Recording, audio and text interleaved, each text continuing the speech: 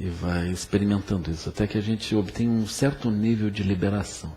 Esse nível de liberação significa assim, a gente não quer se envolver com isso, né? A gente não quer ser arrastado pela sedução do reino dos deuses, não quer ser arrastado pela competição dos semideuses, não quer ser arrastado pela vida estruturada e que fica completamente bloqueada no reino dos seres humanos. A gente não quer cair num reino de amortecimento como os animais, não quer ficar carente como os seres famintos, nem quer ter raivas, rancores, ódios como os seres dos infernos. A gente não quer isso. Então a gente entende que isso não serve, a gente não tem esse interesse. A gente experimentou, a gente viu que aquilo não é interessante. Então a gente gera um nível de lucidez. E a gente descobre que quer, pelo contrário, aproveitar os ensinamentos que vieram dos mestres, no caso o Buda, né? Assim. E a gente faz alguma concessão para outras. Não, em princípio, esse raciocínio é para o Buda, né? Mas nós estamos dentro de um ambiente que, na verdade, isso não tem uma limitação ao ensinamento budista, né? Todos os mestres que nos ajudam a sair desse nível de confusão, aí tem as tradições religiosas todas que nos ajudam nisso, né? Naturalmente, aqui diz respeito aos ensinamentos, né? E não propriamente às estruturas. A gente vê que as estruturas, eventualmente, elas se tornam agentes justamente do contrário, né? Do orgulho, inveja, desejo, apego, etc. As estruturas religiosas, elas podem se tornar problema. Elas viram estruturas de poder e são arrastadas por dentro dos 6 reinos, né? Dentro da perspectiva dos 6 reinos. Não que elas sejam isso, né? Mas as pessoas tomam as bandeiras religiosas como se fossem estruturas de poder e se manifestam ali dentro. É como o Sansara cooptando, né? Ele recuperando as estruturas que são para sair do Sansara, o Sansara pega de volta e coloca aquilo a funcionar de uma forma inversa, né? Então isso acontece, assim, a gente vê por todo lado isso, né? Então a gente pensa assim nos ensinamentos que produzem liberação, aspira se conectar com isso, né? Entende que a gente tem a condição de seguir adiante. Nós temos uma vida humana preciosa, a gente tem algum tempo, né? Outro dia tinha uma pessoa de 80 e... a mãe da... ela está com 89, vai fazer 90 agora. Aí ela dizia, não, eu queria aprender rápido isso. Aí eu brinquei com ela, brinquei e desviei. Ela disse, eu preciso aprender rápido, não, porque afinal eu tenho 89, eu vou fazer 90. Assim, a coisa tem que andar rápido. Isso é super bonito, né? Ou seja, a pessoa ela entende a necessidade de avançar daquele modo, né? É uma mãe maravilhosa, essa de 89. Ela tem uma filha que está pelos 60, vamos supor assim. Vamos botar um pouco assim, né? E aí uma vez ela estava saindo do retiro, numa cidade, né? Que eu não vou dizer qual. E aí eu pensei, vamos levar a senhora, né? Quando eu vejo, ela saiu dirigindo. Levando a sanga mais jovem, assim, ela dirigindo. Fiquei admirado, assim. Ela é poderosa.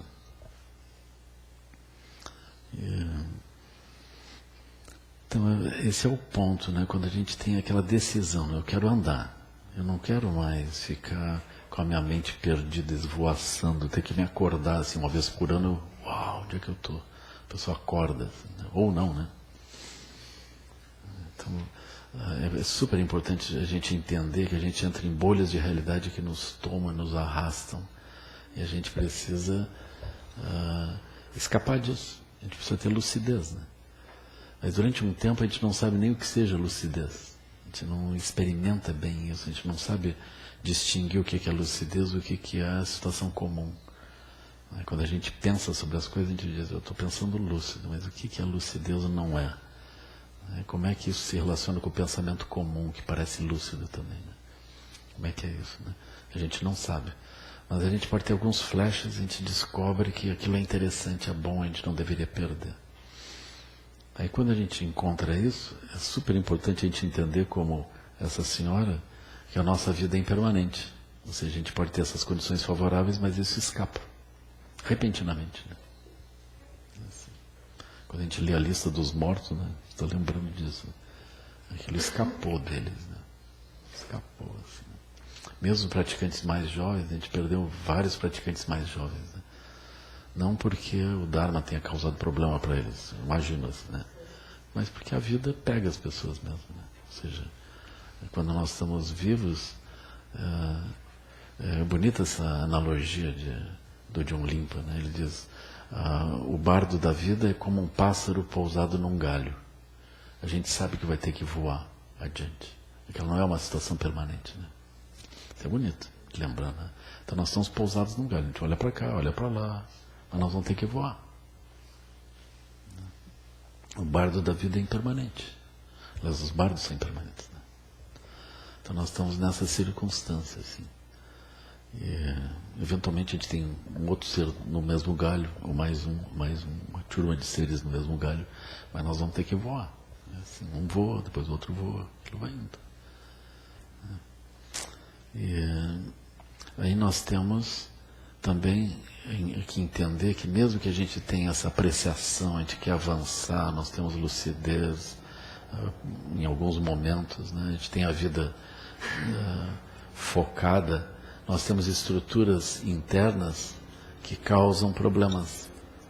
Vocês já vão testar isso. Antes da festa de Natal, vocês vão lá. Om Gate Gate para Sangate Bodhisattva. Vocês se preparam, né? Tomam um banho, pode um banho de descarga também. Não? Aí vão assim. Mas quando vocês encontram os seres, é comum, os seres perguntam, como é que vai você? Eu fiz isso nesse ano. E você? Eu meditei. Ah, tá. Você vai aonde com essa sua meditação? Você está pensando que vai se iluminar? Eu acho que você está assim, está perdendo o foco. Você está com compaixão demais, devia pensar mais em você. Assim, devia ser assim, mais as coisas reais do mundo. Depois, sobrar tempo, você medita um pouco. Então a gente vai se defrontando com desafios, né? E as pessoas olham para nós, elas trazem desafios. Assim. Então é super importante a gente não oscilar. Enfim, se a gente oscilar, a gente oscila consciente que está oscilando, né? Aspirando ter firmeza, trazer benefício aos seres, etc. Mas as várias circunstâncias, as estruturas kármicas internas em nós é que causam isso, né? Aqui é um ponto que, por exemplo, a meditação em silêncio, ela vai nos trazendo a possibilidade de fazer aquilo que a gente chama de ação de poder, né? Ação de poder é a base das 4 ações. A ação de poder é a mais importante. A ação de poder seria assim, a gente treina, por exemplo, sentado em meditação, a gente treina a não ser arrastado pelas coisas internas nem externas. Esse é o nosso treinamento. Então, poder significa não ser arrastado. As coisas vêm, nós nos mantemos lúcidos, vemos as coisas, mas não somos arrastados nem emocionalmente, nem por pensamento, nem por corpo, nem por emoção. Não somos arrastados. Então, as pessoas, aí vocês treinem assim. As pessoas, tchau, vocês. Eles dizem, por que você está com essa cara? É a única que eu tenho. Essa cara é meio fake. Não, mas é a que eu tenho, assim. Você não quer ver a outra.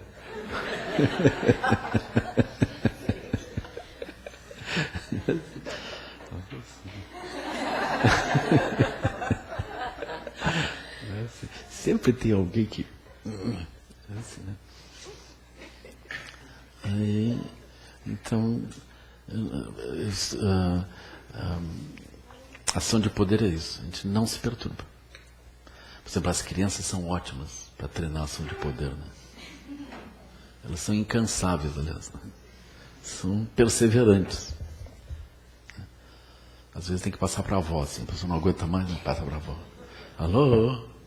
Outro dia eu estava escutando um diálogo, assim, a pessoa nem disse bom dia nem boa tarde, disse, onde está você? Perguntou assim. Onde está você? Perguntou para a avó, né? A avó disse, eu estou indo na palestra do Lama. Como? Esse Lama de novo? Você não entende que tem que ficar com a menina? É assim, a gente escuta tudo isso. Aí, então quando a gente entende isso, ação de poder, né? Não se perturbar. Ação de poder propicia as outras ações, como ação pacificadora, né? Se a gente não é atingido, tem alguém perturbado, a gente consegue ajudar outra pessoa. Mas se a outra pessoa perturbada nos perturba, como é que nós vamos pacificar a outra? Não tem como. Então, primeira coisa, ação de poder. Ação de poder é quando a gente simplesmente senta.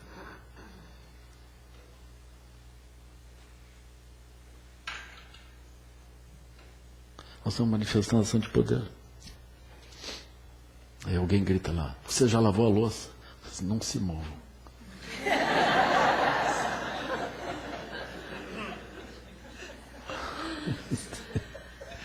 Eu detesto o Buda. Vocês não se movam.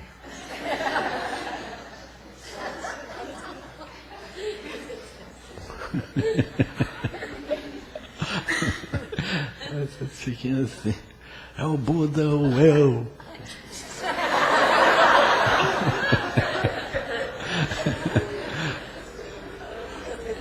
Você não vem dormir? Vocês serenos, não se movam. Assim, né? Fazer o que a vida não é fácil. Então, ação de poder é o primeiro ponto para a gente depois tranquilizar a pessoa. Né? Você não se preocupe, amanhã eu lavo a louça, fique tranquilo. Assim, né? Aí, ação incrementadora. Dessa ação de poder, a gente pode propiciar alguma coisa boa para o outro. Né? A gente pensa assim, vê as qualidades do outro, irriga as qualidades, propicia coisas boas. Ação incrementadora. Se a gente se perturbar com a ação do outro, como é que nós vamos fazer isso? Não tem como. Mesmo que a gente queira, dentro do mundo, fazer uma ação positiva para o outro, eventualmente isso vira uma ação sedutora, não é uma ação incrementadora, é alguma ação que a gente está negociando algo, a gente faz algo para obter outra coisa. Assim, né? Então, ação incrementadora. Aí a ação irada também. Se a pessoa não tiver ação de poder, como é que ela vai fazer ação irada? O outro faz uma coisa negativa, a gente vê que ele está perseverando numa direção equivocada, a gente vai ter que dizer não, tirar a base da força do outro para o outro não seguir fazendo negatividade. Se nós estamos envolvidos no mundo, nós vamos fazer ação irada. Aliás, vamos fazer ação raivosa. Ação de agressão, a gente não vai fazer ação irada. Ação irada, ela não é contra o outro, é a favor do outro. Então, muito difícil. Até mesmo entender isso. Uma pessoa causando prejuízo para nós, nós vamos fazer uma ação positiva para o outro. Muito difícil entender isso. A gente vai fazer uma ação positiva, contém o outro, mas ela é positiva para o outro. Aí eles vão dizer, você perdeu a razão, o outro está tentando lhe atingir. Você vai lá e pá no outro. Aliás, não foi você que começou, foi ele. Então agora, vai lá e resolva isso. Então isso parece a sabedoria do mundo, né? A sabedoria ou dos infernos ou dos seres competitivos. Né? Mas aqui não. É a sabedoria da ação irada. É a ação que remove a conexão do outro, a bolha de realidade que produz aquele tipo de comportamento. Então, a base disso é a ação de poder. E a base da ação de poder é o silêncio. E a base do reconhecimento da importância da ação de poder é compreender que nós temos estruturas kármicas internas que nos arrastam numa direção e noutra, e que nós somos sensíveis a tudo que acontece, e dependendo do que acontecer, nós vamos para cá ou para lá. É assim. Então a gente entende isso. Né? A gente entende que se a gente simplesmente seguir os impulsos kármicos que brotarem internamente, nós vamos entrando numa situação incontrolável. Né? A gente salta de uma situação para outra, de uma situação para outra, do início ao fim da vida, uma vida após a outra. Isso. Logo, a gente compreende que nós precisamos, de fato, tomar um referencial seguro. Então, esse referencial seguro é o ponto essencial, e é a partir dele que virá essa ação de poder. A ação de poder como o equilíbrio, a não oscilação a partir de um ponto lúcido. Né? É isso que a gente precisa. Depois que a gente faz alguma atrocidade, A gente lembra, né? Hoje eu estava vendo as notícias da manhã, assim, né? Aí a presidente Dilma foi fotografada no banco de trás do carro com o neto no colo, sem cinto. Aí ela teve que pedir desculpa pública, né? Eu não deveria ter feito isso, a criança devia estar sentada do lado, numa cadeirinha, atada por um cinto. Aquilo é muito perigoso, as pessoas podem morrer. Eu fui inconsciente. Então, mesmo que naquele momento a pessoa pense que aquilo é o correto, um momento depois a pessoa está numa condição de lucidez, ou seja, despegada daquela bolha de realidade onde ela estava se movendo. Ela não tem nenhum problema de compreender isso, só que quando a pessoa está fazendo uma ação, aquilo parece natural. Aí a pessoa, no momento seguinte, ela recua para uma posição livre e ela vê aquilo. Então esse é o ponto. Então nós temos estruturas kármicas e temos a capacidade de ver. Só que quando nós estamos sob o efeito dessa estrutura kármica, a gente não vê. Então é aí que vem o sentido de refúgio. Tomo refúgio numa posição onde eu tento manter lucidez sempre. É assim, né? Isso, enfim, no budismo nós vamos chamar refúgio no Buda, que é essa posição, no Dharma, que é a compreensão que vem dessa posição, e na Sangha, que é o grupo de pessoas como nós aqui que mantemos essa posição lúcida. Se a gente não mantém, a gente tem pelo menos a motivação. Não tem motivação sempre, tem de vez em quando, né? Mas isso já é Sangha. É uma boa coisa, né? Então, isso significaria a gente estar chegando no ponto de manifestar compaixão, né? A gente olha em volta e vê os seres imersos de forma obscura na resposta aos impulsos internos que eles têm, né? E nas coisas que parecem reais, que vêm de outros lugares, assim, eles estão imersos naquilo, sem nenhuma chance de compreender qualquer coisa na outra direção. Então, a gente olha para eles, a gente não tem nem o que dizer, a gente fica olhando assim, super difícil, porque eles parecem, eles têm certezas dos movimentos deles, eles têm urgência, eles têm visão estratégica, eles têm propósito, eles têm uma sensação de felicidade e infelicidade. Quando eles estão com uma felicidade, a gente não consegue intervir, porque aquilo parece estar dando certo. Quando eles estão infelizes, a gente não consegue intervir, porque eles já estão fechados em algumas soluções que não são soluções, mas eles estão fechados dentro daquilo. Quando eles estão inertes, a gente não consegue intervir, porque eles estão inertes, decididamente inertes. É assim. Se a gente quiser se aproximar deles, a gente tem que seduzir ou bater ou fazer algum movimento comum do mundo, que eles não reagem a qualquer coisa que convide eles para parar, respirar e olhar de uma forma mais ampla as coisas. Eles têm dificuldade nisso. Assim, né? A imensa maioria dos seres está assim. Aí eles estão respondendo os impulsos internos. Aí o que vai acontecer? Eles vão oscilando, a partir desses impulsos internos, eles vão oscilando de uma coisa para outra, vão se batendo. Aí nós entendemos, a dificuldade é essa obscuridade da mente, em decorrência surgem os sofrimentos periódicos, assim, ou seja, as dores periódicas, porque o sofrimento é constante. O sofrimento é a falta de lucidez, ele é constante, mas a dor, a sensação de dor em meio ao sofrimento, ela é periódica, ela oscila, assim, né? Aí tem períodos que dói tudo o tempo todo, a pessoa não encontra nenhum alívio. Aí em nós, se nós estamos nessa posição de liberdade, ou seja, nós estamos fazendo a prática da ação de poder, nós estamos serenos, capazes de olhar as coisas, mas nós não estamos presos às aparências, né, que é essencialmente a ação de poder. Nós estamos manifestando isso, então nós podemos olhar para essas pessoas e aspirar que eles se livrem dos obstáculos. Nós podemos nos engajar na conexão com eles através de compaixão e de amor. Compaixão no sentido de entender a situação e amor no sentido de ver qualidades neles, meios hábeis para que a gente possa ajudá-los a escapar daquilo, né? Então, se isso surge, está nascendo bodhicitta. Está nascendo bodhicitta. Está nascendo em nós a conexão com a mente de Guru Rinpoche, de Chenrezig, o Buda da compaixão, né? Isso começa a surgir. Se isso surge teoricamente, é o aspecto mente. Se surgir a nível de energia, né, é o aspecto fala. Ou seja, quando nós olhamos para os seres, aí brota algo que faz o nosso olho brilhar e um impulso para manifestar compaixão e amor de fato por eles, né? Isso seria o Lung, seria a energia da manifestação, né? Isso significa o talo do lótus surgindo. Então, do lodo, que é as condições de vida, as condições internas e o sofrimento inevitável, brota em nós a aspiração de que eles se livrem disso, né?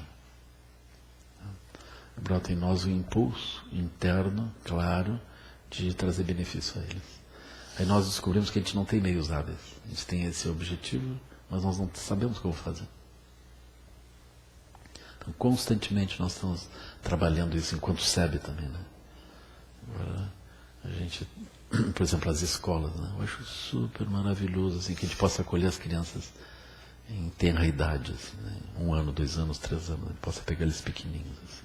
Acho maravilhoso. Assim, né? Então agora nós temos a escola do Caminho do Meio, a escola do Cedim. Outro dia eu estava falando com uma professora, ela me dizendo, de uma escola, assim, né? De um bairro pobre, né? Ela estava me dizendo que elas tiveram uma reunião e elas chegaram à conclusão que praticamente 100% das crianças têm abusos em casa, de vários níveis. Aí surge a importância da escola, né? As crianças chegam de manhã, tem comida, tem almoço, tem lanche da tarde, tem jantar. Eles têm uma vida estável. As pessoas olhando amorosamente, eles brincando com as outras crianças, tudo equilibrado. Eles voltam para casa, aí de manhã às vezes voltam sem banho. Eles voltam assim. Ou um irmão traz eles. Eventualmente o pai foi preso, a mãe não sei o que, essas coisas assim que flutuam, né? Teve uma história que eu ouvi, que entraram pessoas encapuzadas e mataram pai e mãe. Ficaram as crianças em casa. Aí no dia seguinte eles se levantam, aí a vida segue, né? Super difícil. Super difícil. Então nós estamos com a escola do Caminho do Meio, Cedim, e agora a escola de Vila Verde, lá em Alto Paraíso, né? A gente está super feliz assim, de poder fazer esse trabalho, assim, poder ir ajudando as crianças, né? Então isso é o talo do lótus.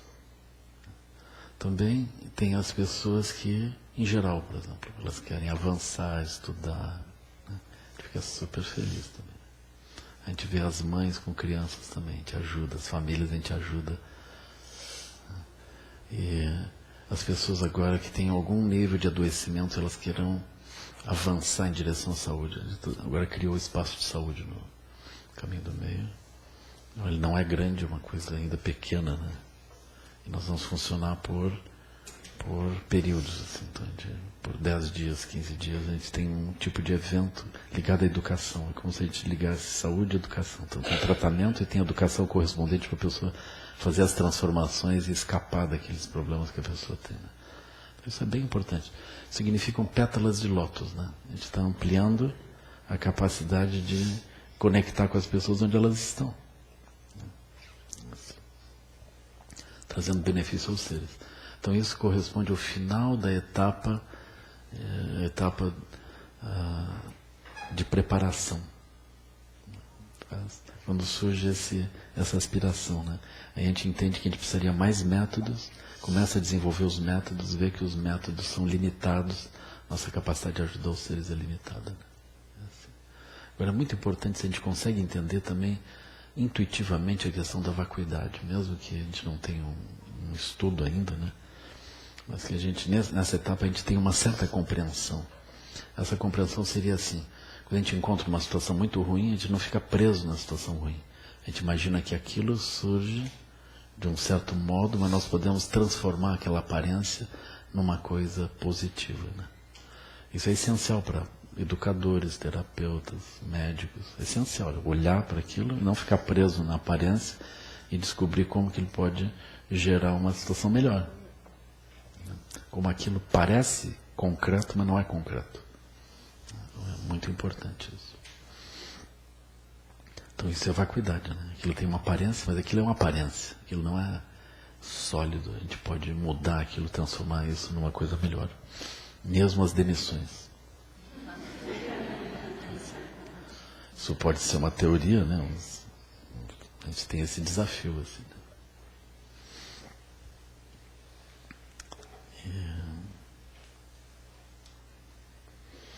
Então aí vem esse ponto, né? Aí nós estamos meditando como uma ação de poder, né? A gente não está meditando como alguém que está fraco, tentando se fixar em alguma coisa.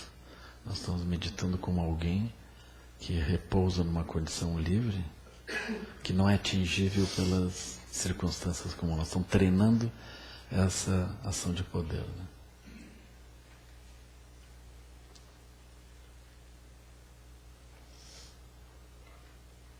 A gente pode meditar como alguém que não tem e busca alcançar. A gente pode meditar como alguém que tem e exerce essa condição de liberdade, né? Assim é melhor, mais rápido, melhor.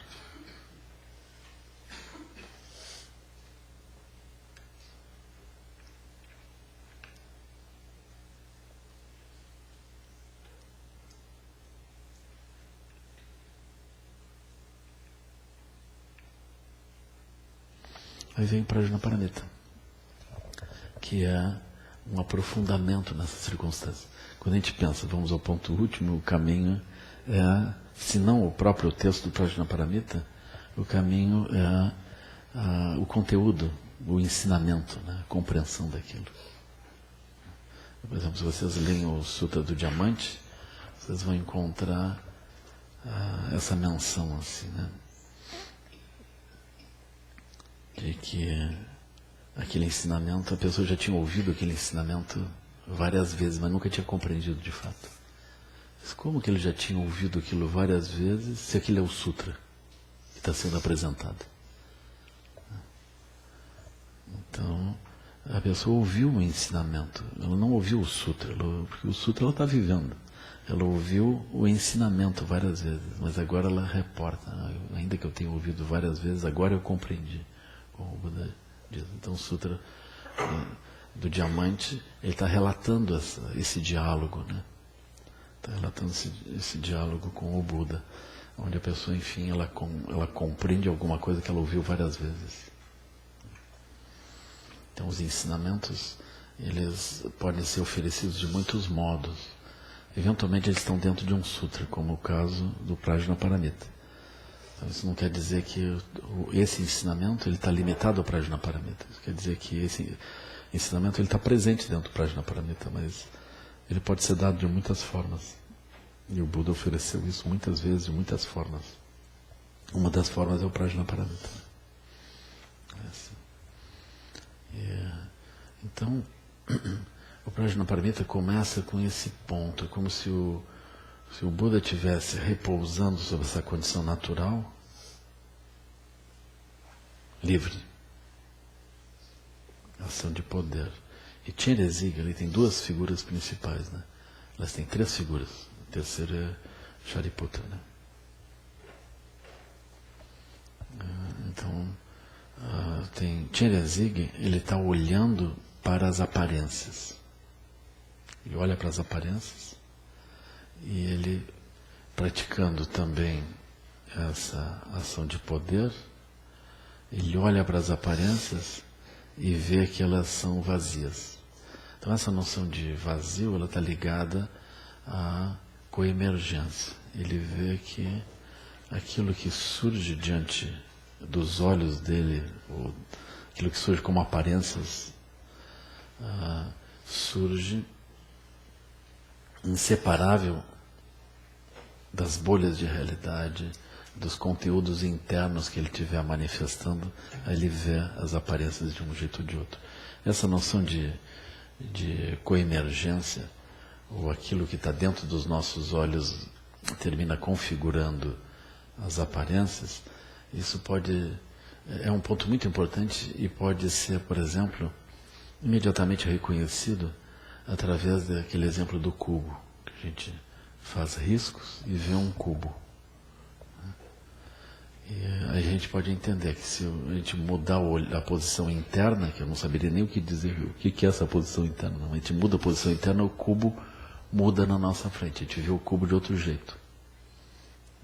Então existe efetivamente essa posição interna que não é um pensamento, ela é uma posição. Eu troco a posição interna, a aparência literalmente muda, eu vejo outra coisa. Então a gente precisa testar isso, ver isso acontecendo, né? A gente trocar de um cubo para o outro e voltar ao primeiro e ver esse movimento para perceber como as coisas que surgem diante de nós, elas têm esse nível de construção. Então quando a gente vê o cubo surgindo do desenho, nós podemos dizer o cubo é vazio. Ele brota coemergente, tem uma posição mental que faz aparecer aquele cubo. Aí outras pessoas veem o cubo. Isso não é problema nenhum, todo mundo vê o cubo. Tem uns que não veem, né? Mas, de modo geral, todo mundo vê o cubo. Aí a pessoa vê o cubo, outros veem o cubo de um outro jeito, né? Circulou na internet também uma imagem de uma bailarina girando, né? Aí umas pessoas vêm girando para um lado, outros vêm girando para o outro lado. Agora a gente pisca o olho e tenta fazer ela girar para o outro lado. Daqui a pouco começa a funcionar, ela começa a girar para o outro lado. A gente diz, pá, eu tenho poder. Imagina, a pessoa visualiza a nuvem da internet, vou chegar na nuvem e vou virar a bailarina. Viu? Oh. Virou para o outro lado. É incrível isso. Às vezes a gente pisca, a bailarina não muda. Interessante esse ponto, assim, como que isso ocorre, né? Como é que essa coisa funciona, assim. Então, a posição interna produz isso, né? Essa posição interna produz esse movimento. E a gente descobre que há dentro dos olhos a manifestação da posição interna. Agora, quando a gente olha um cubo não tem emoção, né? Assim, o cubo não tem emoção. Mas a maior parte das coisas que a gente se conecta, quando elas aparecem, elas produzem um movimento de energia em nós. Quando surge um movimento de energia, nós temos certeza daquilo. Porque o movimento de energia, ele se manifesta, ele dá uma sensação de vida, de realidade para as coisas. Então nós somos arrastados facilmente, porque a nossa mente vê aquilo, a nossa energia dá um respaldo, ela confirma aquilo, né? Então parece que está tudo vindo externo, é real, assim, né? Aí quando a gente vê esse movimento, o nosso olho brilha. Essa sensação de brilhar é como se a gente estivesse avaliando as circunstâncias, se a gente quer ou não quer, né? Vamos supor, agora no final do ano, vocês vão numa agência de viagem ou começam a olhar, deixa eu ver, para onde que eu vou? Nas férias, assim, né? Onde é que eu vou passar o final do ano? Aí vocês veem fotografias, né? Aquelas fotografias, aquilo é tudo falso. Se fotografaram num dia especial, que tinha uma luz, assim, para enganar a nós mesmos, assim, né? Com certeza. Então essa é a perspectiva do reino dos infernos, isso que eu estou falando, né? A gente chega lá, chove todos os dias. Está frio. Pronto. Além do mais, fotografia não tem o cheiro do local. Às vezes o cheiro do local é impactante. Como? Nem barulho, né? Nem agitação, tem ninguém na frente, né? Assim, né? Nem tráfego. Como? Nem pessoas, né? Como nós. Assim. Assim, né? Muito bonito isso. Assim, aquelas praias desertas, né? Maravilhosas. Assim.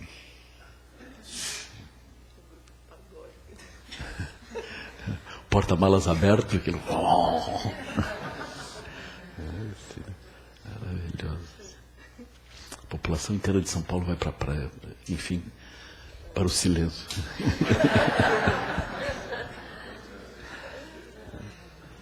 Os mais espertos vêm pedalar na cidade, né? Assim, né?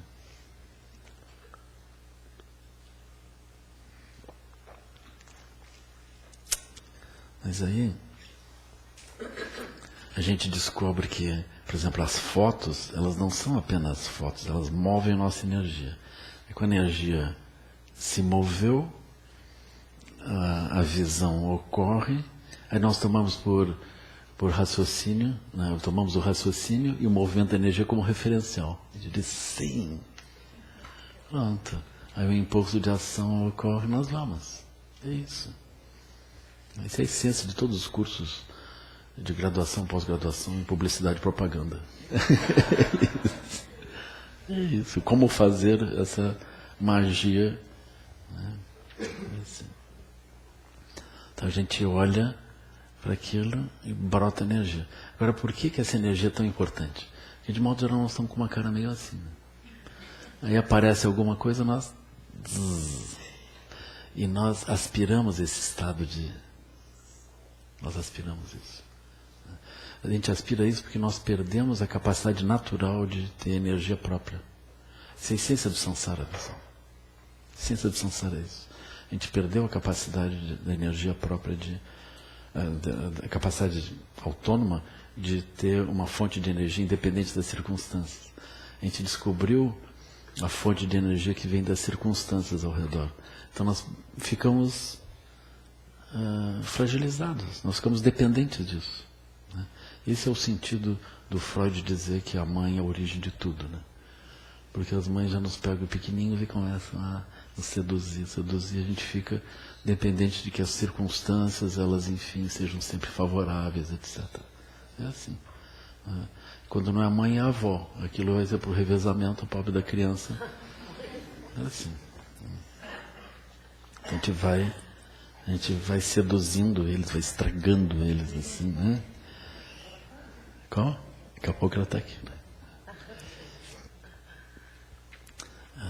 Aí nós ficamos dependentes das circunstâncias, como se a felicidade viesse sempre através de alguma circunstância externa. Se a gente olhar para a mãe ou para a avó, aí é melhor de fazer Guru Yoga. Né? Porque a gente vê que as mães são assim, capazes de atravessar obstáculos. Né? Primeiro obstáculo, fraldas. Assim, elas são capazes de trocar fraldas, coisas que os homens eles enfrentam uma barreira. Assim, né? Aí quando acontece alguma coisa, assim, uma tragédia dentro de casa, felizmente tem alguém que tem uma energia estável, vai lá e arruma aquilo. Depois dá bronca, mas na hora vai lá e faz aquilo acontecer. Então essa capacidade de manter energia estável é o ponto. É aquilo, não. Energia estável independente das circunstâncias. Mas nós, dentro do samsara, geramos uma fragilidade, ou seja, nós ficamos na dependência das aparências para movimentar a energia. E quando a energia surge pelas aparências, a gente diz que as coisas estão indo bem. E quando a gente quer avaliar o nosso roteiro de viagem, a gente olha as fotos, vê a energia que aparece, a gente diz, sim, eu quero. Porque a gente entrou naquilo, avaliou, sentiu aquela energia e pensou, vamos... Uau, que maravilha, é isso que eu quero. Então a gente quer aquela energia que aparece. É assim. Então esse é o samsara. Nós estamos há vidas e vidas andando atrás de coisas que... Isso é o samsara. Aí agora vocês já lembraram todas as vidas para trás. Então isso era outra coisa. Né? Essencialmente é isso. Agora a circunstância, por que a gente... Frente a essa pessoa... frente a outra pessoa. Sempre foi assim. Tanto faz. A mãe, uma depois da outra, todas as vidas para trás. Elas estão trocando de rosto, fazem a mesma coisa sempre. Aquilo vai indo. Assim, né? Aí todo mundo teve casa desde sempre, todo mundo teve namorada, filho, e teve situações mais favoráveis, mais desfavoráveis. Né? Emprego é uma coisa bem mais recente, condição humana. Né? Aí a pessoa ganha emprego, perde emprego, aí chora, depois ganha emprego, perde emprego, chora, fica com raiva, ganha emprego, perde emprego. É assim, fazer o quê, né? Mas isso é as vidas, a nossa história. O Buda vai dizer, eu lembrei todas as vidas para trás. Se ele olhou para trás e viu que ele nunca tinha feito outra coisa, a não sei isso, né? Assim. Então nós também. A gente olha para dentro, o que eu tenho feito? Eu só faço isso. O que eu tenho feito para trás? Só faço isso. Isso. Eu estou aprisionado, tentando arrumar circunstâncias para que as coisas fiquem melhor. Aí o que acontece? A gente fica arrumando as coisas são insatisfatórias, porque elas são arrumadas, mas aquilo, enfim, perde o poder de nos trazer o brilho. A gente pensa, alguém que mora numa praia paradisíaca dessas nunca vai sair de lá, ela chegou no lugar final. Aí de vez as pessoas chegam lá e estão querendo escapar, querendo ir para São Paulo. Diz, não é isso. Não, outra ideia, não, essa aí não é boa. É assim. São Paulo, todas as oportunidades, lá a gente ganha dinheiro, é bom. É assim. Lá tem emprego. A gente fica olhando desse modo, né? Aí os baianos querendo vir para São Paulo, os paulistas querendo ir para a Bahia. Aí fica assim, né? Um fluxo, né? Maravilhoso. Então isso é insatisfatoriedade. O lugar onde a gente está, ele nunca é satisfatório. Nunca é satisfatório.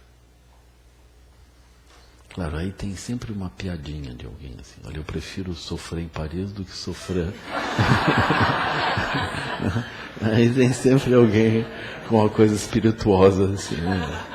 Eu prefiro estar deprimido em Paris ou deprimido em São Paulo, por exemplo. O que eu acho injusto, né? Injusto. Mas aí tem esse ponto, assim, né? Mas essencialmente a insatisfatoriedade, ela existe, né? E essa insatisfatoriedade, ela é acompanhada da impermanência. Ou seja, a pessoa está num certo lugar, tem um momento que ela vai levantar e vai sair. E também tem a dor, né? A pessoa está num certo lugar, e aquele lugar de repente começa a doer. Por alguma razão, aquela circunstância começa a doer. E a pessoa tem que se levantar e sair também. Então não importa qual circunstância que a gente entrou, justamente para buscar um brilho de energia que havia, aquilo é insatisfatório, ou seja, o brilho começa a desaparecer, é impermanente e é passível de produzir dor. Assim. Então a gente entende isso. Né? Aí está Chenrezig olhando, isso já é o Sutra do Coração, Chenrezig olhando, uau, é assim. Mas ele se dá conta de que essas circunstâncias todas que as pessoas se conectam, então elas sofrem da impermanência, da dor e da insatisfatoriedade, que são, enfim, a decorrência dessa busca da energia. Ele percebe que isso se dá sem que haja um conteúdo efetivo ali dentro. Não é as circunstâncias objetivas que estão causando aquilo. É a coemergência, como que nós estamos experimentando aquilo. Então ele vai dizer, as aparências são vacuidade, ou seja, forma, as aparências são o que é? Forma, sensação, percepção, formação mental, consciência. Os 5 skandhas, eles traduzem sucintamente as aparências. Essas aparências são vacuidade. Não são elas que estão produzindo esses processos.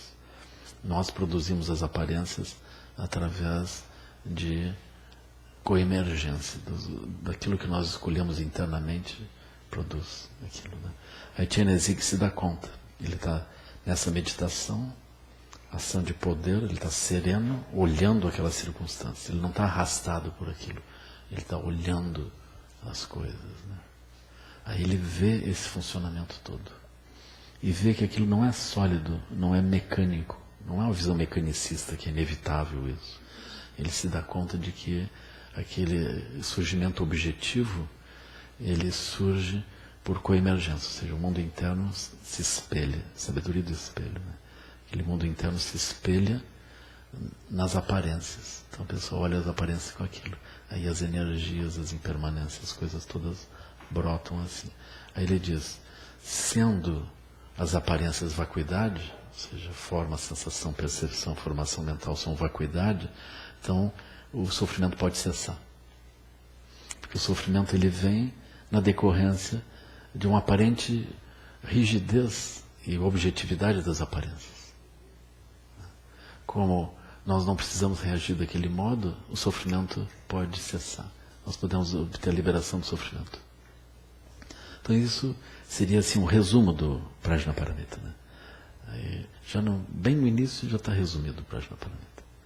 Chenrezig chega a essa conclusão. Aí pelo poder do Buda, Sariputra vai fazer perguntas a Chenrezig para deixar isso mais claro, né? Então aqui é como se houvesse um roteiro de meditação. Porque vocês já vejam, pelo poder do Buda, o Sariputra pergunta, como que as pessoas, homens ou mulheres, poderiam praticar o Prajnaparamita, poderiam gerar essa lucidez? Como que eles poderiam? Né? Pessoas bem intencionadas que tenham essa aspiração efetiva, como que elas poderiam manifestar essa lucidez? Aí Chenrezig vai responder, elas deveriam fazer assim. Então vocês observem, tem essa pergunta, como que eles poderiam fazer? Aí Chenrezig descreve uma forma, essa forma é o roteiro de meditação. Como é essa forma? Eles deveriam ver que forma é vazio, vazio é forma nada mais é do que vazio, vazio nada mais é do que forma. Isso não é uma afirmação filosófica, não tem um raciocínio, é assim, veja, forma é vazio, vazio é forma. Aí a gente para olhar isso. Forma nada mais é do que vazio, vazio nada mais é do que forma. Do mesmo modo, sensação, percepção, formação mental e consciência são vacuidade. Então a gente deveria olhar isso, né? Esse é o roteiro de meditação. Eu lembro que no Zen, no início, eu simplesmente recitava isso, como todo mundo faz, que é a cerimônia da manhã, né? Choka. Recita em pé.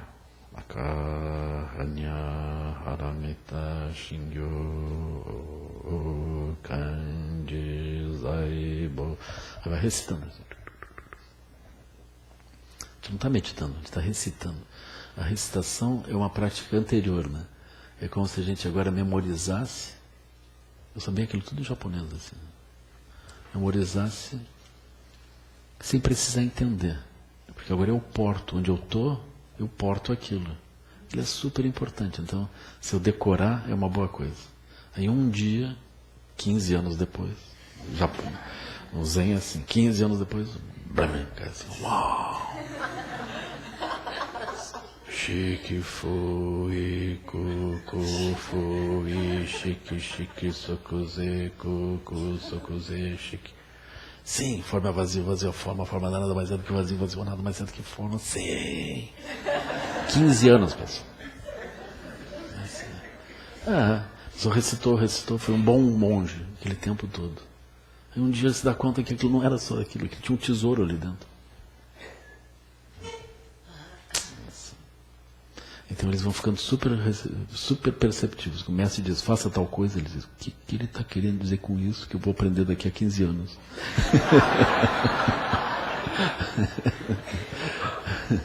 Aí ele fica com um olho assim para ver se abrevia os 15 anos, né? Super bonito, cada coisa tem assim. Aí aquele mestre de barba, assim, agora faça isso. O que ele quer dizer com isso? Tem um segredo ali atrás.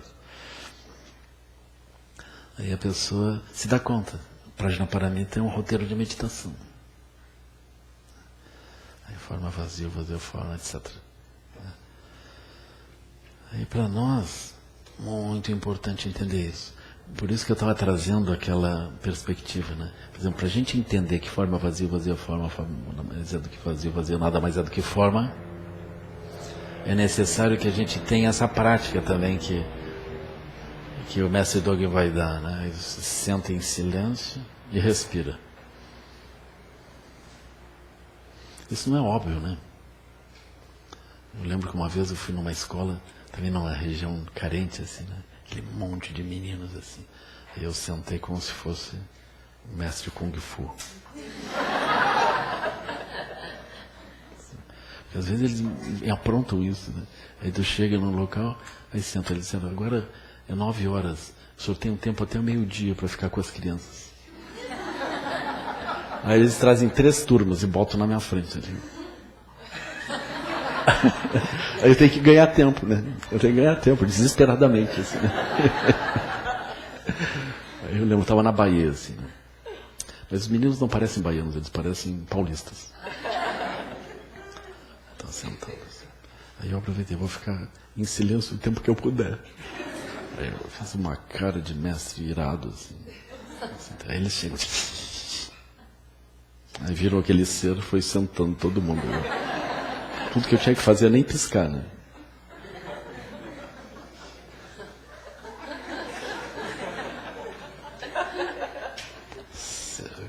Respeito. Assim.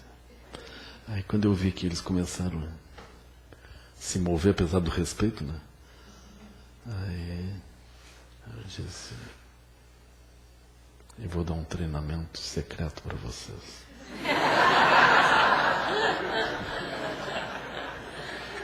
Segredo dos mestres.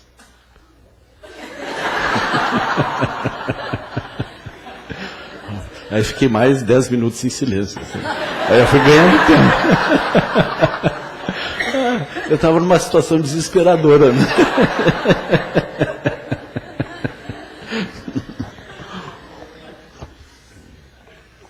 Aí eu digo, as formigas estão caminhando sobre o telhado.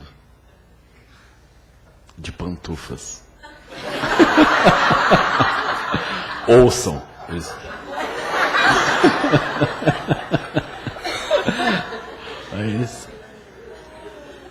Aí quando eles começaram a se mexer de novo, alguém ouviu? Aí 2 tinham ouvido.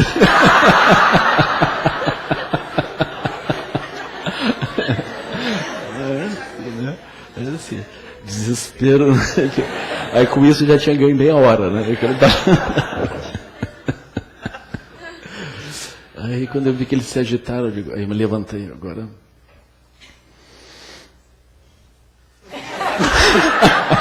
Aí fiz uma sessão completa de ginástica, né? Sério, assim.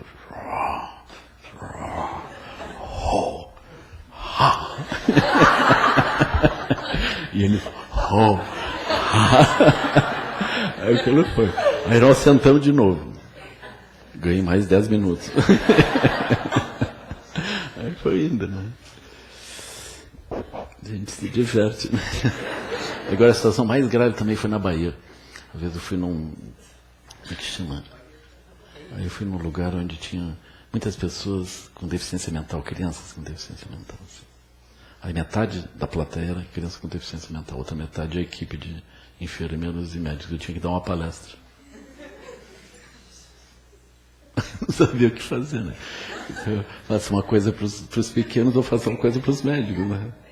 Aí eu não sei o que fazer, né? Aí eu fiquei o tempo que eu pude em silêncio. Quando eles se agitaram, benzara guru pema siddhum. Eu recitar os mantras, né? Recitando os mantras, todo mundo recitando os mantras, daqui a pouco as crianças não aguentaram mais, se levantaram e foram embora. Aí, isso eu não estava contando, né? Mas aí eu pude dar uma palestra. Né? Assim, então a situação é grave.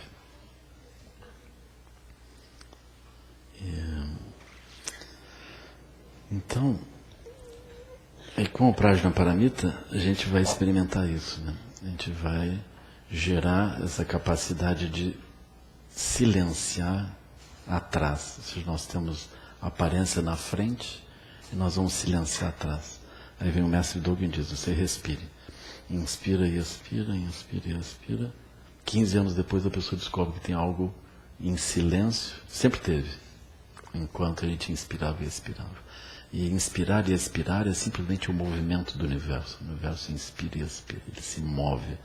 Mas essencialmente nós estamos parados. Porque não importa o ponto que a coisa esteja se movendo, nós sempre estamos parados e a gente pode se deslocar para cá ou para lá. Nós podemos eleger esse movimento. A gente não está preso no movimento. Nós temos essa liberdade além do movimento. Né?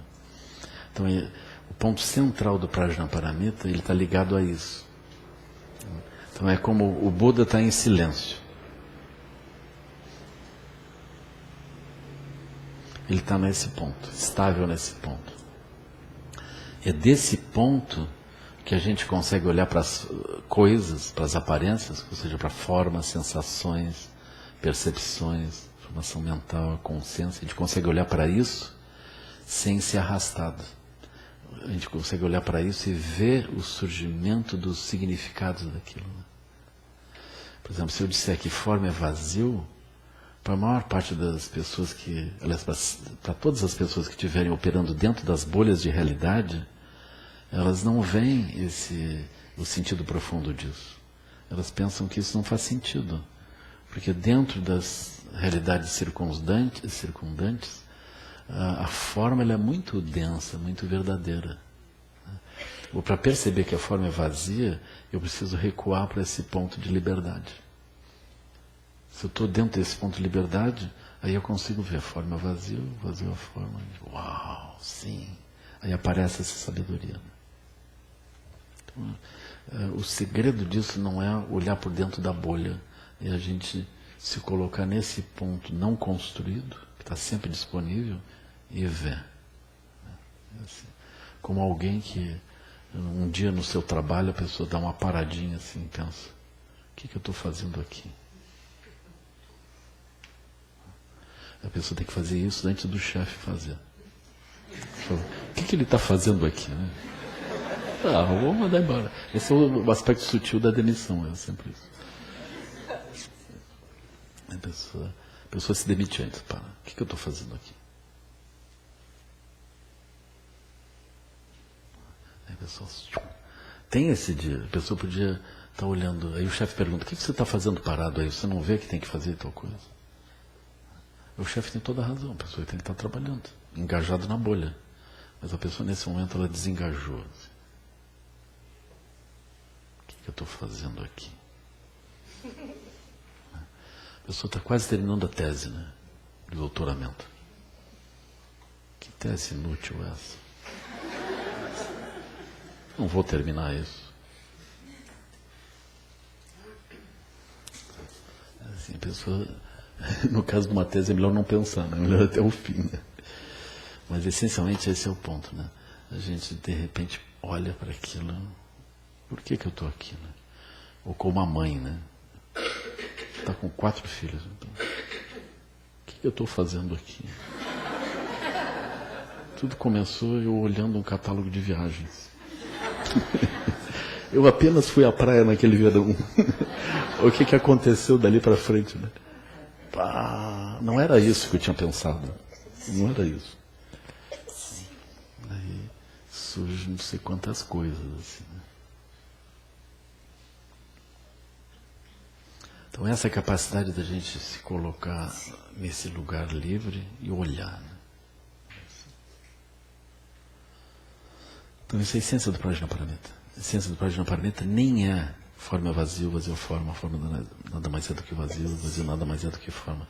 É a capacidade de recuar e aí olhar então. Olhar em qualquer direção. Por exemplo, as formas, as sensações, percepção, formação mental e consciência, né? Aí brota isso, aquilo é vazio. A gente percebe a coemergência, né? Eu acho que um bom exemplo de coemergência é esse do desenho também, né? Tem esse livro maravilhoso que está traduzido para o português, que chama Desenhando com o Lado Direito do Cérebro. Né? Fora essa coisa de lado direito e lado esquerdo, né, que agora já não se fala mais muito, né? É como se fosse uma dimensão intuitiva, uma dimensão lógica, né? Teve um tempo que se raciocinava desse modo, né? Fora isso, a essência esse livro é um conhecimento que brota por uma pessoa, para a autora. Ela era desenhista talentosa desde criança. E ela não entendia como é que os outros não conseguiam desenhar. Ela desenhava fácil. Ela não entendia. Ela começou a observar como é que funcionava a mente para desenhar. Aí ela descobriu coisas muito interessantes. Ela descobriu, por exemplo, que as pessoas, quando olham para um cubo desenhado, elas desenham o cubo e não os traços do cubo. Quando elas têm um objeto que elas vão desenhar, elas desenham o objeto e não os traços do objeto. Isso faz toda a diferença. quando nós vamos desenhar o objeto, nós desenhamos o nosso mundo interno junto. Aí sai aquilo tudo meio torto, assim, estranho. Mas quando a gente olha os traços, a gente é capaz de reproduzir os traços. É uma questão de desenvolver o olhar. Mas o karma introduz o objeto em lugar dos traços. Isso é super profundo. Por exemplo, quando vocês olham para a namorada, por exemplo, é melhor olhar os traços. Pelo menos de vez em quando você dá uma olhada assim. Super difícil. Porque a gente olha com uma estrutura kármica, que é a estrutura kármica que vai produzir energia, vai produzir tudo. Assim, né? Eu às vezes gosto de pensar como o Buda. Assim, né? Ou seja, o Buda dizia, vocês olhem para as mulheres. Assim, eu acho que ele nunca dizia assim, olhem para as mulheres, senão os monges ficam tudo olhando. Né? Mas ele dizia, vocês veem intestinos, bexiga, urina, fezes, vermes, dentes cariados. É isso. Agora olhe e veja. Por que esse apego? E os monges, pensando bem. Né? Uma crueldade do Buda, assim, né? Uma crueldade. Então, essencialmente ele tenta quebrar a visão que brota de dentro de nós. Assim, né? Eu às vezes gosto de pensar também, por exemplo, vocês olhem um gambá, né? Assim, o gambá é um bicho que tem um pouco de pelo e um pouco não tem, né? A gente acha aquilo assim um pouco estranho, né? Melhor se fosse um pelozinho todo direito, né? Assim. Agora nós somos parecidos com gambás, assim, né? Um pouco de pelo e um pouco sem pelo, assim, né? No entanto, a gente acha ótimo, assim, a gente já está achando muito bom, assim, não tem nenhum problema. Né? Mas é meio estranho que a gente tenha esse apego uns aos outros com essas aparências que a gente tem. Assim, né? Eu não estou olhando para ninguém. Assim, né? E essa conexão que surge é uma conexão kármica, é evidente. Assim, a gente tem essa conexão. Não é que tem alguma coisa especial, é uma conexão kármica. Então, a gente entende o que é nós olharmos, por exemplo, por uma imagem e não conseguirmos reproduzir a imagem, porque a gente mistura aquilo com uma dimensão interna. Aquilo é visível, né? Então, o treinamento de desenho, agora tem esse livro também, agora que é o guia do instrutor do desenho, né? Que é da mesma autora, que acompanha o livro principal. Ou seja, como que a gente pode dar exercícios, como que pode ajudar as pessoas a entender aquilo, né? A gente começa a desenhar as proporções, os riscos, as cores, os traços. A gente desenha isso, aí a gente consegue desenhar. Quando a gente fica preso à imagem interna que tem as emoções, o movimento todo, a gente não consegue. A gente não desenha direito. Né? É assim. Então isso diz respeito à vacuidade também, a vacuidade das aparências. Né? Ou seja, quando a gente vê, a gente está vendo, a gente está construindo essas imagens. Isso diz respeito à coemergência. A gente precisaria entender que não é uma construção lógica, não é que seja um raciocínio, não é uma conclusão com respeito ao que nós estamos vendo.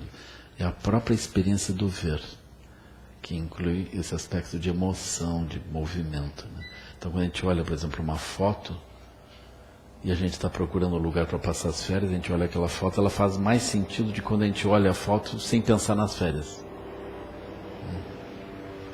Se vocês olham para aquela foto pensando nas férias, vocês pensando que vocês vão sozinhos, aquilo já... Assim, agora se pensarem, eu vou com tal pessoa, sim, né? Aí aparece alguma coisa a mais, com certeza. Né? Então esse conteúdo interno, aí vocês pensam, eu vou com as crianças. Ah, sim, isso aqui não é muito bom para eles. A nossa energia muda. Nossa energia, o raciocínio, o impulso de movimento, tudo muda. Então, vacuidade é isso. A gente não está olhando a coisa, nós estamos olhando a coisa segundo um filtro interno. Qual é o filtro interno que nós estamos trabalhando? A gente não sabe, a gente não vê, não está acostumado a olhar. A gente simplesmente flui. E se aquilo brilha, para nós é um bom referencial para imaginar que é uma boa coisa a gente tomar decisão. Porque aquilo brilhou. E nós passamos a vida inteira desse modo. até o ponto que a gente aprende a recitar o Prajnaparamita para depois olhar objetivamente. Ele diz, as formas são vazias. Forma, sensação, percepção, formação mental, ou seja, os aspectos internos, é consciência, a operação da mente. Todas elas operam dentro desses condicionantes. Elas não são confiáveis, não são seguras. Aí na sequência, a gente vai ouvir todos os dharmas são vacuidade, ou seja, todas as aparências são vacuidade. Aí a palavra dharma está associada à noção de aparência. Aí há uma alteração de perspectiva. Ele começa a falar sobre essa dimensão livre. Aí ele vai dizendo, na vacuidade não há olhos, ouvidos, nariz, língua, tato e mente. Não há os objetos de olhos, ouvidos, nariz, língua, tato e mente. E não há as mentes associadas a olhos, ouvidos, nariz, língua, tato e mente. Aí ele vai dizer, não há sofrimento, origem do sofrimento, a extinção do sofrimento, nem caminho para a cessação do sofrimento. Então aqui o Buda ensinou que há o sofrimento, as causas do sofrimento, cessação do sofrimento e caminho para a cessação do sofrimento. Prajnaparamita está dizendo, na vacuidade não há sofrimento, causas do sofrimento, extinção do sofrimento e caminho para a cessação do sofrimento. Não há isso na vacuidade. Ou seja, esses são meios hábeis. Quando o Buda olha para os seres dentro do mundo, ele vê como que pode ajudá-los. Aí brota esse caminho, o nobre caminho de 8 passos, as 4 novas verdades, o nobre caminho de 8 passos. Né?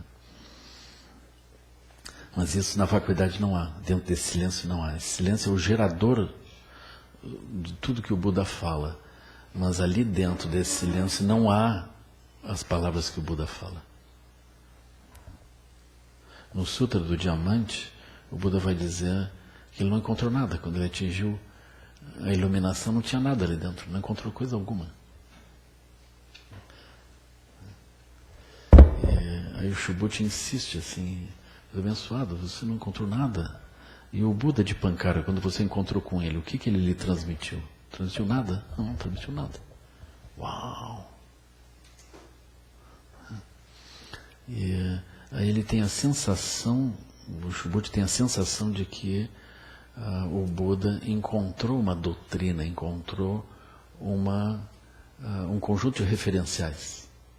Mas a única coisa que o Buda vai manifestar é esse silêncio, a partir do qual, quando ele olha as coisas, brota a compreensão. Essa compreensão são os 84 mil ensinamentos do Buda, os 2.400.000 ensinamentos que brotam dos mestres, e isso não cessa, porque dentro desse silêncio os ensinamentos surgem incessantemente. Né? Então, assim, o budismo não é uma tradição revelada. Ele não é uma tradição de que aquilo que o Buda falou é a verdade, é aquilo e nada mais. Mas se nós imaginarmos que nós seguimos o budismo, nós seguimos esse silêncio, a natureza de Buda. Né?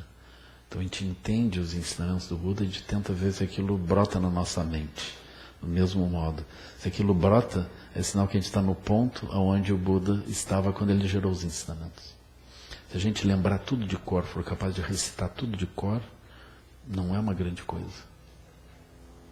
A gente apenas sabe o que foi falado, mas a gente não acessou o lugar onde a lucidez existe. A lucidez não é a lembrança de cor de todos os ensinamentos, de tudo que foi falado, não é. Até mesmo porque os ensinamentos eles começam a ser contraditórios. Porque eles são falados em diferentes contextos, para diferentes pessoas.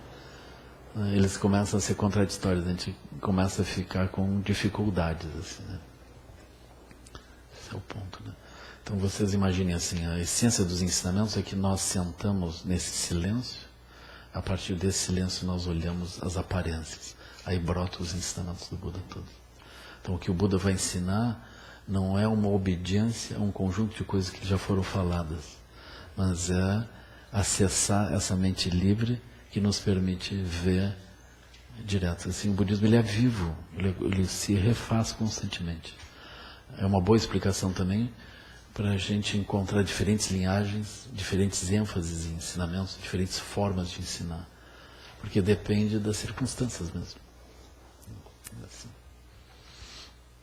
Então, a própria sensação de que a gente deveria ser rígido em algum ensinamento, deveria comparar e excluir e escolher o melhor, é alguma coisa que talvez não faça muito sentido no budismo. Então, esse sectarismo religioso, ele não faz sentido, nem comparando as várias abordagens dentro do budismo, nem comparando o budismo com outras tradições. Nem mesmo comparando as tradições, a tradição budista com as tradições não religiosas, né? Então, Sua Santidade Dalai Lama tem trazido assim, tem falado muito na importância de uma ética não religiosa, né? De uma ética civil, assim, de uma ética do mundo, né? Como que a gente poderia gerar uma ética de uma humanidade, né? Assim, né? Então isso talvez seja um aspecto mais importante do que a gente simplesmente aprofundar nas tradições religiosas.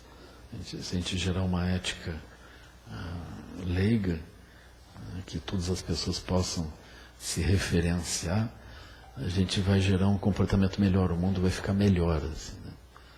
E o aspecto religioso, aí um número menor de pessoas lidando com aquilo está bem. Né? Mas a população em geral, grande massa de pessoas, vai se beneficiar de uma ética secular. Né? Assim. Esse silêncio, não há nada, mas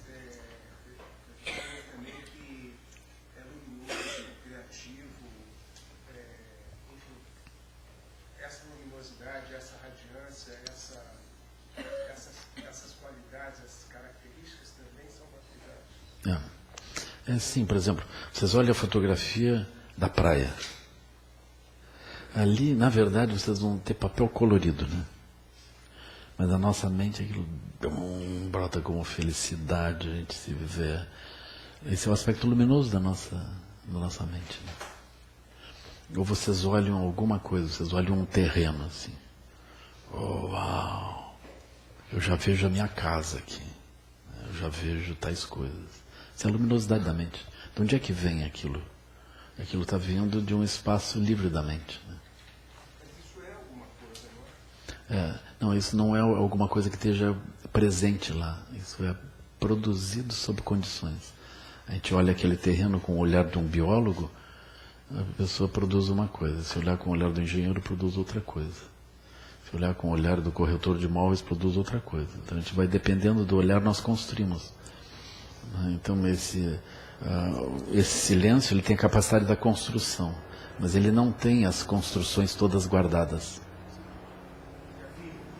Ele é vivo. Ele não tem nem os ensinamentos guardados. Os ensinamentos, eles são refeitos novamente. Por isso é que, especialmente na linhagem Nyingma, né, isso vai ganhando diferentes nomes em diferentes linhagens, em diferentes contextos. Na linhagem Nyingma, a gente vai dizer que existem os tertons. Os tertons são aqueles que são capazes de manifestar a mente de Guru Rinpoche. São como emanações de Guru Rinpoche. Por quê? Porque a mente de Guru Rinpoche não é alguma coisa, é como a luz da lua, ela não é nem mesmo de Guru Rinpoche. Ou seja, o Guru Rinpoche manifestou aquilo no tempo histórico. Eu não quero criar polêmica, não quero aqui desafiar nada, né? Mas, essencialmente, aquela mente de Guru Rinpoche é muito mais da lua do que dele. Assim, né? Por quê? Porque ela é a mente natural dos seres. Se a gente endereçar aquilo a Guru Rinpoche, fica um pouco pesado, assim, a gente está personificando, a gente está olhando com o olho do Sansara. Tudo que ele vai explicar é como que as pessoas podem utilizar aquela mente também, como que elas podem acessar essa luminosidade natural, né, que quanto mais pessoas, que não há limite propriamente das pessoas acessarem isso. Né? Então ele vai explicar isso. Isso aqui é Guru Yoga. Né? Isso é um ponto super importante. Assim, né? Então o budismo inteiro ele converge para Guru Yoga. Ou seja, ele converge para a nossa experiência igual ao que o Buda ofereceu. Isso não quer dizer que a gente agora, bom, eu sou o Buda. Lembra do Buda? Pois é, eu e ele somos um. Não é bem isso. É que o Buda também não era o Buda. O Guru Rinpoche não era o Guru Rinpoche, nesse sentido de uma personalidade, alguém, né? A Yeshe Tsogyal, quando ela tinha uma mente igual a de Guru Rinpoche, quando ela se aproximou da morte, as alunas dela pediram, por favor, não morra, nós vamos ficar sós, isso vai ficar muito infeliz para nós. Aí ela diz, vocês olhem o espaço, a minha mente é o espaço, eu sou esse espaço.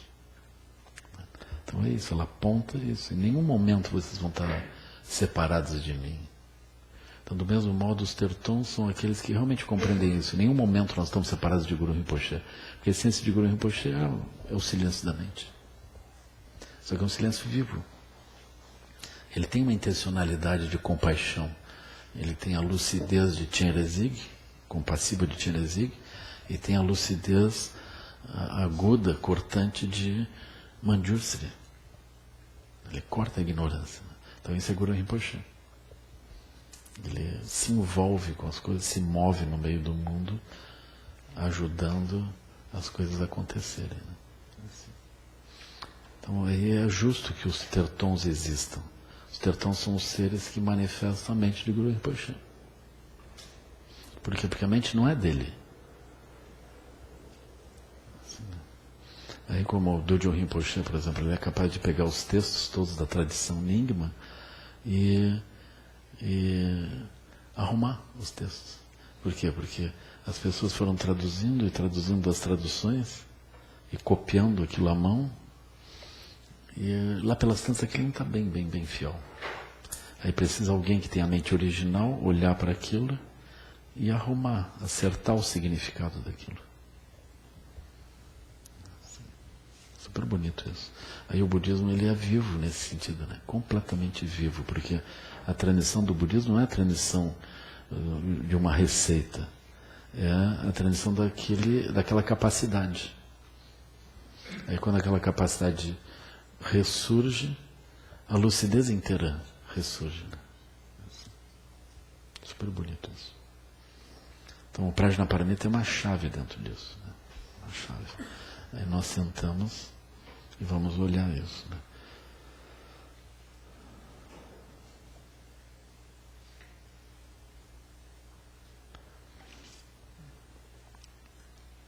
Então, na vacuidade não há forma, sensação, percepção, formação mental, consciência. Não há olhos, ouvidos, nariz, língua, tato e mente.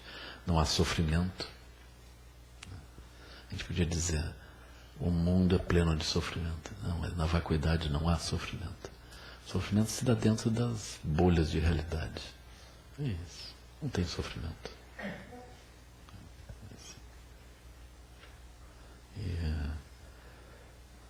Então, por exemplo, Fluminense, Portuguesa, vão para a segunda divisão, não há sofrimento.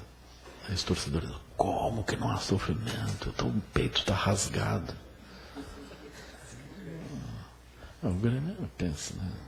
Imortal, aí já é uma outra categoria. Não, isso... Aí tem essa questão, assim, aí a pessoa, ela sente aquele sofrimento, quero morrer, não quero viver meu time na segunda divisão, né? É assim. Eu nem sei como é que vai se resolver isso, né? Porque agora está no meio de uma discussão jurídica, né? É tão interessante, né? Porque a Portuguesa seria rebaixada. Aí o Fluminense conseguiu dar uma ajeitada assim para escapar e botar a Portuguesa, né? Agora a Portuguesa tenta recolocar o Fluminense na condição, né? Mas agora ele já escapou, porque teve um outro julgamento, ele escapou. Agora o Fluminense está empurrando o Flamengo. Né?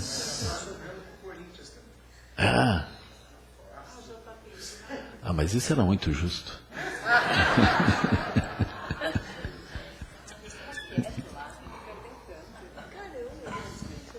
Essas novidades eu não sei. Aconteceu a mesma coisa. Aconteceu com o português, aconteceu com o Corinthians tempo atrás. Então, se for para aplicar com o português, então se aplica a todos. Se aplicar a todos, bagunça tudo. Então melhor não aplicar. Deixamos assim. Né? O Grêmio vai ficar campeão? Eu não vou perguntar. Já combinei com o Gustavo que ele vai cortar a parte que eu vou explicar pro Lama a questão da morte de ontem. Ele vai cortar para não ir pro YouTube. Se eu puder. Ele corta, mas bota no Facebook. Essa aí é coisa de Facebook, né? Gostaria, posso? Pode.